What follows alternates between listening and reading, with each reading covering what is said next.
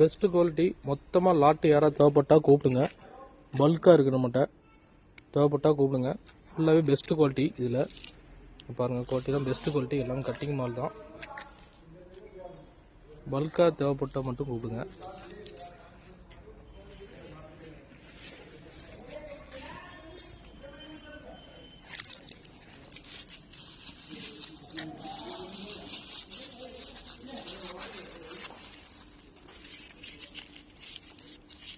பல்காக தேவைப்படுறவங்க என் லைனில் வாங்க.